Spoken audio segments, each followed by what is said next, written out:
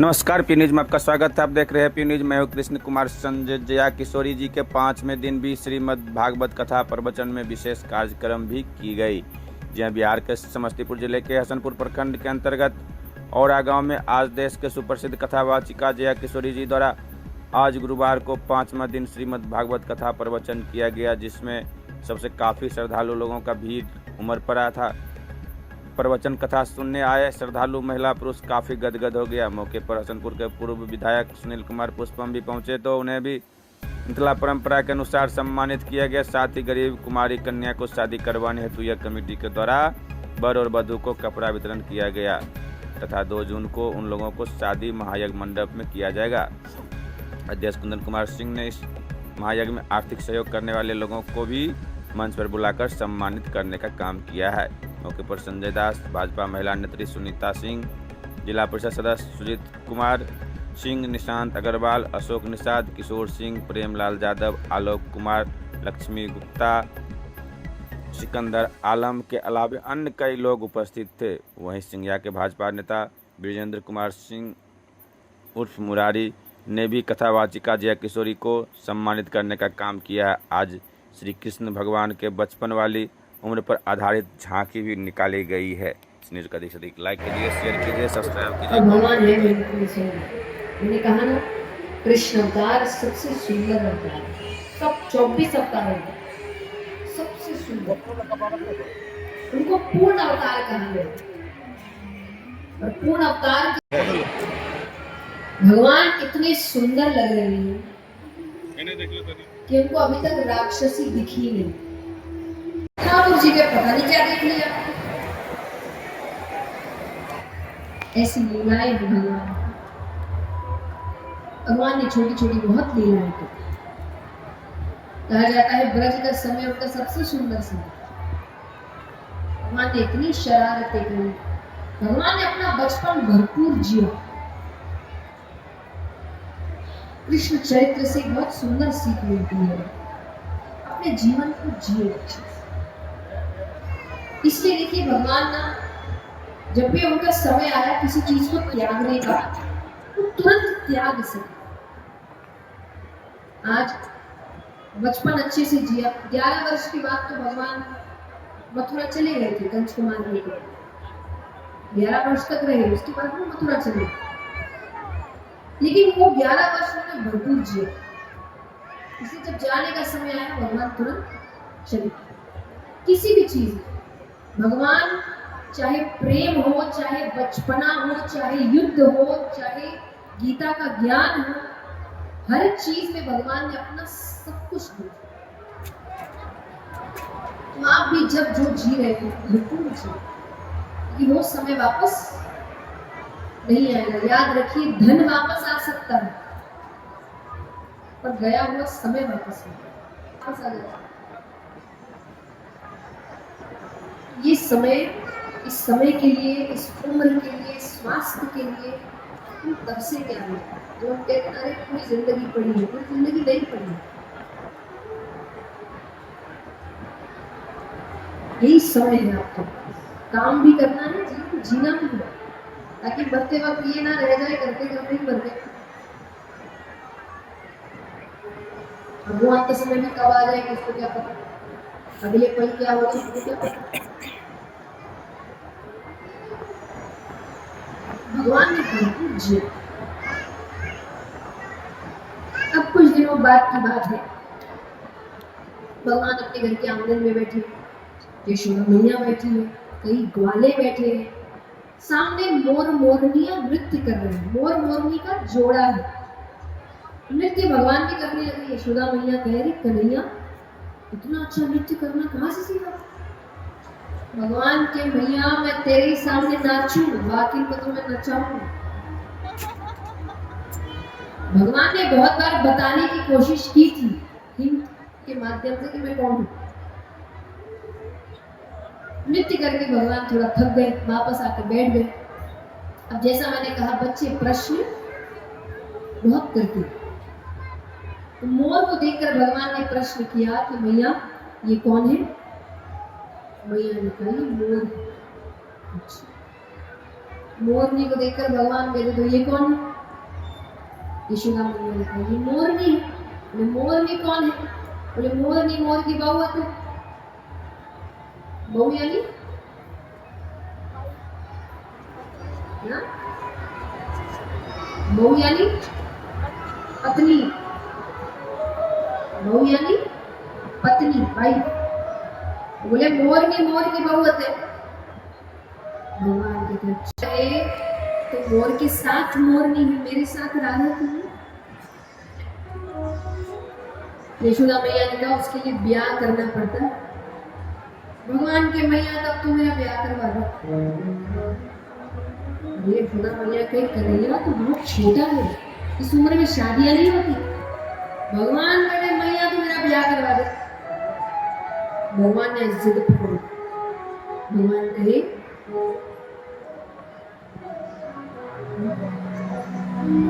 राधिका गोरी से, राधिका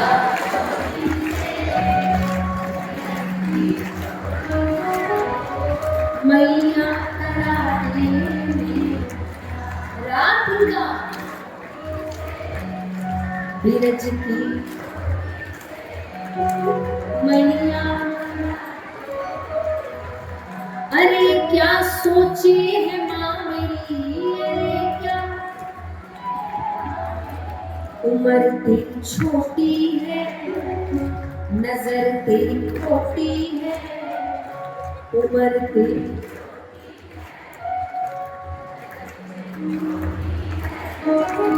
कैसे करा दूं तेरे म्यूजिक की तालियों के साथ। राधिका गोरी से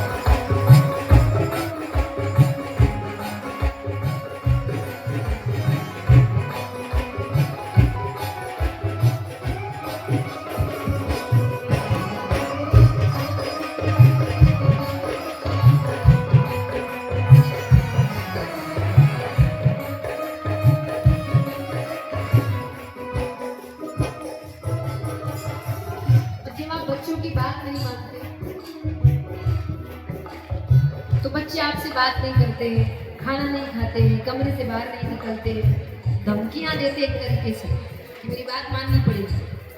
भगवान भी धमकी दे रहे हैं, अगर मेरी बात नहीं मानी तो मैं क्या करूंगा? जो नहीं ब्याह करा तेरी कैया ना चढ़ा।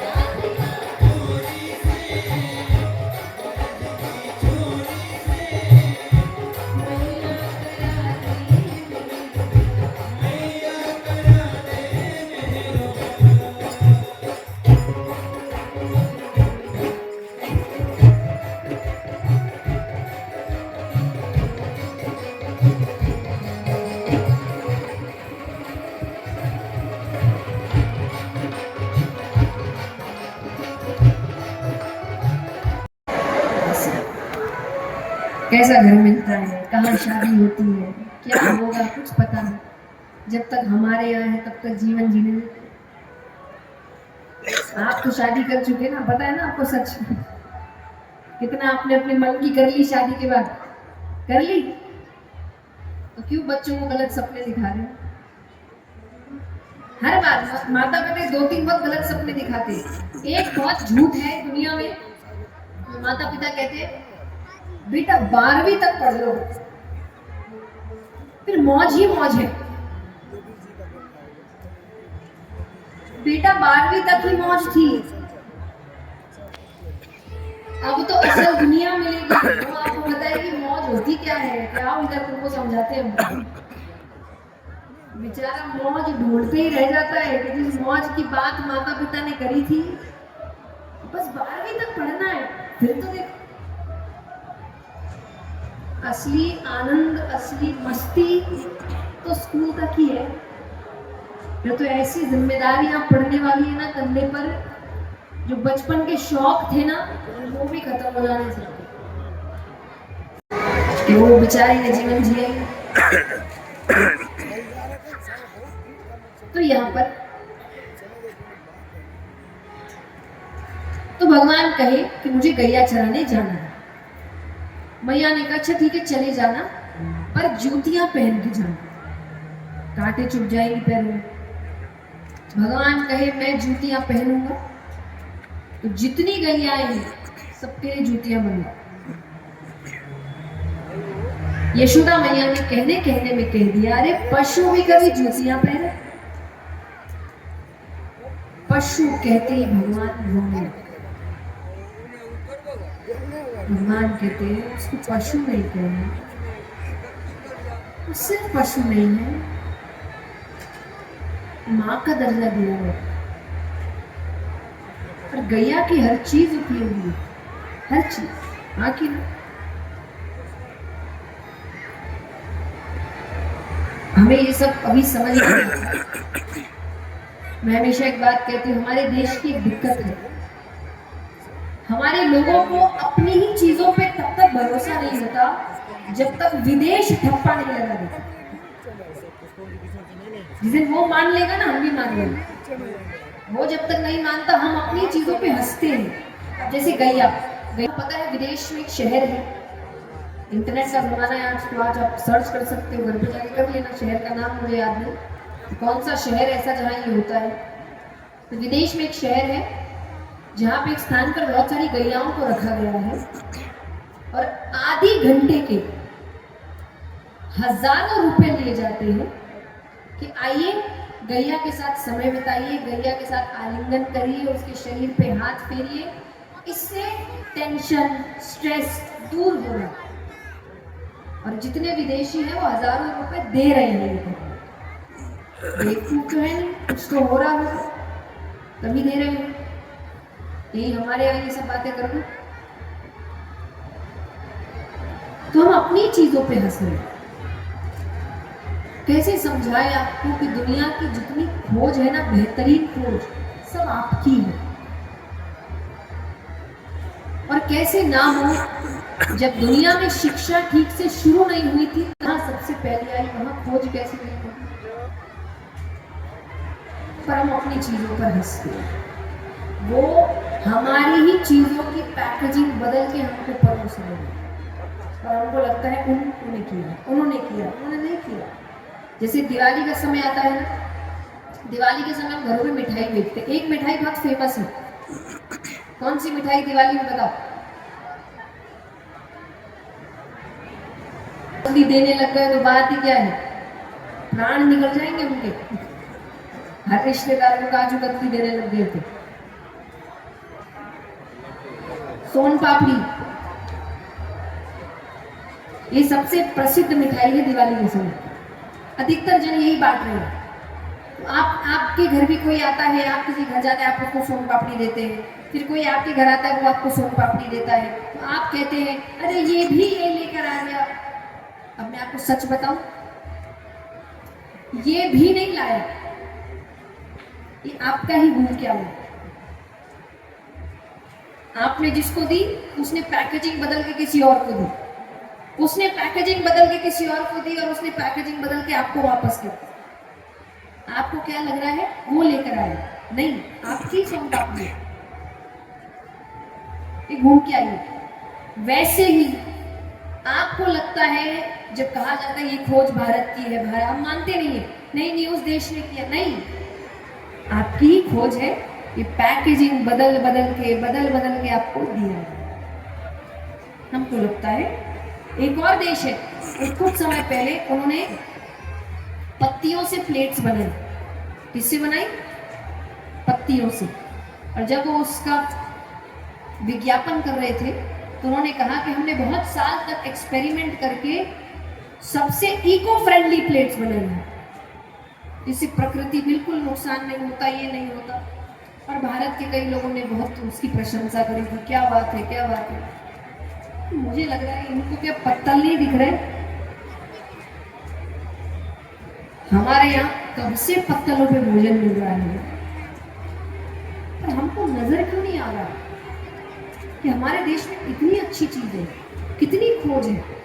आप नजर तो डालिए उस पर, पढ़ना शुरू तो करिए। आज अधिकतरों के घर में गीता जी रखी होगी, किसी के महाभारत रखी होगी, किसी के रामायण रखे, पढ़ता कोई नहीं। यहां तक कि नजर आ जाए तो हाथ भी जोड़ लेंगे, खोल के नहीं पढ़ना कोई उसको। पढ़ने से बदलाव आएगा, ये सब करने से बदलाव नहीं आता। कथाएं इसीलिए तो होनी शुरू हुई, कोई पढ़ ही नहीं रहा, तो लोगों से कहा गया भाई आप आइए और पढ़िए, हमारे घर पे रखिए, फिर भी पढ़ेंगे नहीं। इतना बड़ा उत्सव कर लेंगे तो खुद जाके पढ़ेंगे नहीं। एक बार जाइए, किताब खोलिए, पढ़िए, और आपको पता चलेगा दुनिया की हर बेहतरीन चीज की खोज भारत ने करी थी।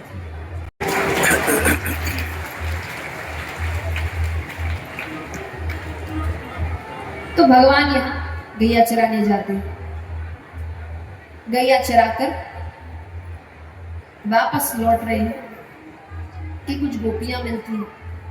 अब भगवान को लग रही है भूख। भगवान ने गोपियों से कहा कि अरे गोपी, एक दो हांडी हमको दे जा।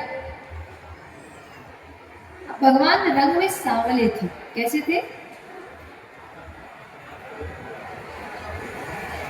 रंग में सांवले थे, तो गोपियां उनको बहुत सताती थी इस बात की, भगवान को बहुत सताती थी। उनको लगता था, वो कहती थी कि भाई तू इनका बेटा नहीं। भगवान ने कहा एक दो हांडी हो दे जा। गोपी कहे कन्हैया तुझे माखन देने का कोई लाभ नहीं है। भगवान के मतलब, अरे बोले हमारा तेरा रिश्ता ही क्या है, अनजान को क्यों हम माखन खिलाए? भगवान का अनजान, अरे मैं नंदराय का छोरा हूं। बोले हमें तो नहीं लगता, क्योंकि नंद बाबा गोरे, बलदाऊ भैया गोरे, यशोदा मैया गोरी, तू कहां से आ गया? अब भगवान इस बात पे बड़े क्रोधित होते थे, तो नीचे कुछ पत्थर रखे थे, भगवान ने उठाए और सारी हांडियां फोड़, सबके सर पे हांडियां रखी, हांडियां फोड़ दी। अब सब माखन गिर गया। गोपियां कहे अब हम यशोदा के पास जाते हैं। बड़ा कहती थी मेरा बेटा चोर नहीं है, अब हम पागल तो नहीं अपनी हांडी अपने ऊपर ही उड़ेल ले। भगवान को लग रहा है ये सब ऐसे चली गई तो आज तो पिटाई पक्की है। तो भगवान कैसे तैसे गिरते पड़ते दौड़ते भागते गोपियों से पहले घर पहुंच गए, और घर के अंदर जाने से पहले भगवान ने मिट्टी में लोटपोट हो गए, श्रृंगार बिगाड़ लिया, मुकुट टेढ़ा कर लिया, यानी ऐसी हालत बना ली कि कोई भी देखकर कहेगा इस बच्चे को कितने लोगों ने मिलकर मारा है। भगवान रोते रोते बचे। यशोदा मैया का तो कलेजा मुख में आ गया। यशोदा मैया कहे क्या हुआ, किसने किया, किससे झगड़ा हुआ, मुझे नाम बताओ। भगवान के मैया मैं गैया चराकर पेड़ के नीचे आराम कर रहा था, तो कुछ गोपी आकर कहती है कि बंसी बजा। मैंने मना कर दिया तो मैया सबने मिलकर मुझे बहुत मारा। इतने गोपियां घर में प्रवेश करती, वो कुछ कहे इससे पहले यशोदा मैया ने जो डांट लगाई, जो बातें सुनाई, सर पे चढ़ के रखी है सबकी। मैं कुछ कहती नहीं तो कुछ भी कर रहे हैं आजकल। गोपियां कहे हमने क्या किया, अरे गलत तो हमारे साथ हुआ है। गोपियां यशोदा मैया से कहती है तिरोला कि तेरो लाल यशोदा छल गयो नी मेरो माखन चुरा कर बदल गयो।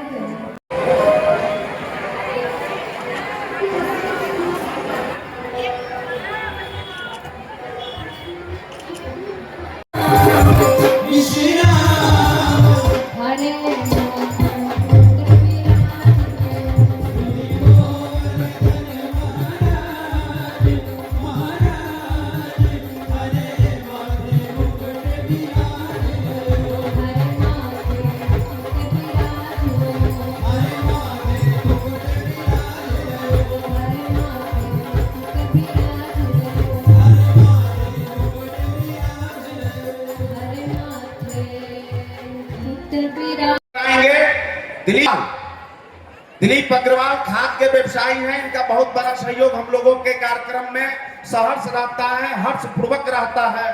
कृपया दिलीप अग्रवाल की होंडा एजेंसी के मालिक, अगर उनकी पत्नी या माता श्री नंदलाल बड़बड़िया जी, हम लोगों के अभिभावक शिव चंद्र मूर्थालिया जी सोना चांदी के व्यवसायी हैं, कृपया अपनी पत्नी समेत मंच पर आए।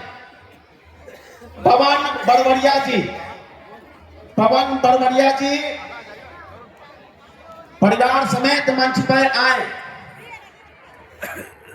पिंटू चौधरी हार्डवेयर दुकान परिवार समेत मंच पर आने का कष्ट करेंगे। अशोक जी अग्रवाल, दिलीप जी के बड़े भाई अशोक जी अग्रवाल परिवार समेत मंच पे आए। उमेश डोलिया जी, उनके पुत्र और उनकी पत्नी।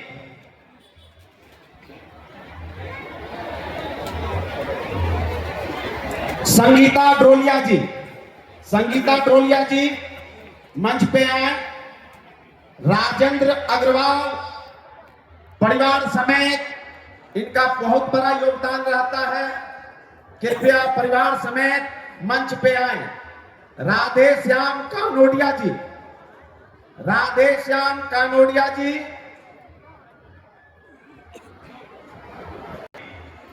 की धर्मपत्नी एवं उनकी माता रामोदार अग्रवाल जी की धर्मपत्नी कृपया मंच पे आए। स्वीटी बोरा आ चुके हैं, तो कृपया मंच पे आ जाइए। बादल डोलिया के चाचा जी और उनकी मम्मी मंच पे आ जाएं। सिकंदर आलम जिला परिषद सदस्य वो भी मंच पे रहेंगे। ओम अग्रवाल जी रेडीमेड व्यवसायी, ओम अग्रवाल जी रेडीमेड व्यवसायी, अगर अग्रवाल जी रेडीमेड व्यवसायी अगर आए हुए हैं तो मंच पर आने का कष्ट करेंगे, थोड़ा सा जल्दी करेंगे, प्रस्तुत की जाएगी। इनका प्यार आज हम लोगों के बीच हम डॉक्टर सुजय बाला जी को ताली से डॉक्टर साहब का स्वागत होना चाहिए। जोड़ती रहें बाला जी के प्रशंसक। अब हम अनुरोध करेंगे अशोक और हमारे माननीय अध्यक्ष राम से एक जय श्री राम का पन्ना का सम्मानित करते हुए बहुत बहुत धन्यवाद। अब चाहे का भी बहुत सहयोग इनकी सबका भी किया जाए। मुकेश चौक दिलीप अग्रवाल जी, दिलीप अग्रवाल जी आए, खाद्य व्यवसायी, देखिए इनका मुस्कुराता चेहरा, तालियों से सहयोग, बहुत बड़ा योगदान दिए जाने में इनके परिवार का बहुत बड़ा पत्नी रिंकू चौधरी जी, श्रीमती सुनीता जी के द्वारा इनकी धर्मपत्नी का स्वागत हो रहा है। बहुत बहुत धन्यवाद मुकेश चौधरी और श्रीमती जी को। अब हमारे बीच में से लग रहा है कि इनका सम्मान यानी यज्ञ कमेटी की ओर से इनका बहुत बड़ा योगदान रहा है। इस यज्ञ को चारोनी डोरी है और हर एक धार्मिक कार्य हो या सामाजिक कार्य हो और से बढ़िया जी ये भी हमारे अपने बुजुर्ग हैं करने में, ये भी नीरज बढ़िया जी भी मानते हमारे बीच आ गए पिंटू चौधरी जी। अब अध्यक्ष जी के द्वारा इनका सम्मानिता मैं इनको कि आप भी इनका सम्मान करके आप ताली बजाइए। मैं अग्रवाल जी आ गए की ओर से अशोक जी की पत्नी वो भी आ गए हैं, करते हैं। बहुत बहुत धन्यवाद। अपने धर्मपत्नी के साथ आ गए हैं। ताली जोर से बजा दीजिए सम्मान में। संगीता द्रोलिया जी, संगीता द्रोलिया जी मंच पे आए। द्रोलिया जी के पुत्र हैं बहुत से ये और आप हम बुलाना चाहते हैं राकेश। अब इनके सम्मान में मिसेस सुनीता जी के द्वारा सम्मान हुआ जी की ओर से इनको कोटि और हमारी चाची बादल के चाचा मंच पर आए आगे। बहुत बहुत धन्यवाद। प्रीतम मंच पर नहीं और पुत्री माँ मातृशक्ति को आगे आना पूरा उपाध्यक्ष जी को भी के अध्यक्ष माननीय बाबू कुंदन सिंह जी, हमारे संजय गुप्ता जी, मंच का संचालन कर रहे अशोक निषाद जी और मंच पर कुमार पुष्पन जी एवं बंधु हैं, उन सबका हम तमाम व्यवसायी बंधु का हम सुनीता दीदी के साथ हार्दिक स्वागत, अभिनंदन, चंदन और वंदन। ताली से स्वागत। निश्चित रूप से ये यज्ञ आज सफलीभूत हुआ है और इस यज्ञ में हम लोग सफल होते नजर आ रहे हैं, तो इसके पीछे इन व्यवसायी बंधुओं का हाथ है और इनके सहयोग ये यज्ञ कभी सफल नहीं हो सकता। और इसी तरह से मैं धन्यवाद देना चाहूंगा हमारे अध्यक्ष महोदय का, बाबू कुंदन सिंह जी का, जिनके दिन रात अथक मेहनत और प्रयास के कारण से ही ये यज्ञ सफल हुआ है और आप इसको देख रहे हैं। हम दर्शक बंधु से आग्रह करेंगे कि बाजार के व्यवसायी बंधुओं, हमारे अध्यक्ष, हमारे सचिव के लिए एक जोरदार ताली से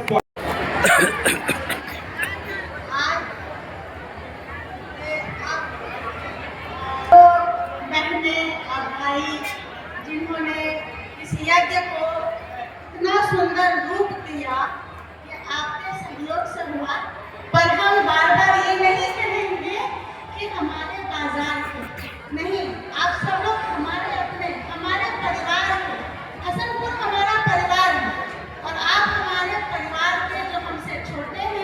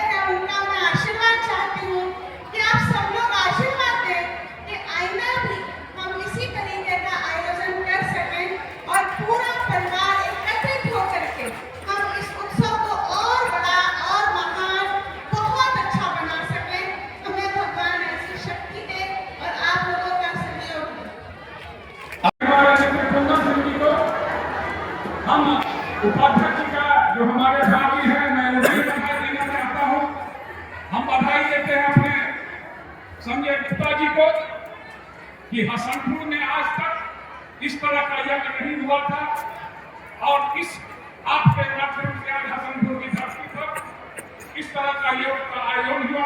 मैं पुनः बधाई देती हूँ यहाँ पूरे हमारे हसनपुर की जनता की, महान जनता की तरफ से जया किशोरी जी का मैं पुनः धन्यवाद देता हूँ और इधर की जनता को मैं पुनः बधाई देता हूँ। इसी तरह हसनपुर की धरती पर यज्ञ का बड़ा दानवीर कर्ण के वंशज यहाँ खड़े हैं, जिनके बदौलत हम आज उत्सव मना रहे हैं। और दीदी जया किशोरी का इतना बड़ा कथा वचन का हम पर्व के रूप में ले रहे हैं। हम धन्यवाद देंगे अपने औलावासी के कार्यकर्ता महेश यादव हो, देवेंद्र यादव हो, ललन यादव हो, रंजन हो, चंदन हो, हमारे जितने यहाँ के कार्यकर्ता हैं, मनोज हो, सभी ने दिल खोल के काम किया, जबरदस्त काम किया। मैं उसकी तारीफ करता हूँ और पहले उसका वंदन करता हूँ। मैं अपनी बात इसलिए समाप्त करना चाहता हूँ जल्दी कि दीदी का आरती, ठाकुर जी का आरती होगा और दीदी भी दूर जाएंगे, इसलिए मैं एक बात कहूँ, इतने लोगों का उत्साह पूर्वक समर्थन जब मुझे मिला तो मुझे गीत गाना नहीं आता। बचपन में बहुत मार खाई टीचर से, गीत नहीं आते, मार खाने रो लेते थे, आता नहीं है। लेकिन बात करता हूँ, उसका मैसेज समझिएगा। मैं इन लोगों के समर्थन से इतना खुश हुआ कि गाना मुझे पुराना याद आया, पंख होती तो उड़ जाती, वही मेरा हाल है। इन लोगों के समर्थन से मुझे लगता है कि ऐसे धर्म का आयोजन, सनातन की जागृति के लिए जो आयोजन हो, मैं बार बार करूं और आप बार बार मुझे समर्थन दें, ऐसा ही समर्थन बना दें। धन्यवाद।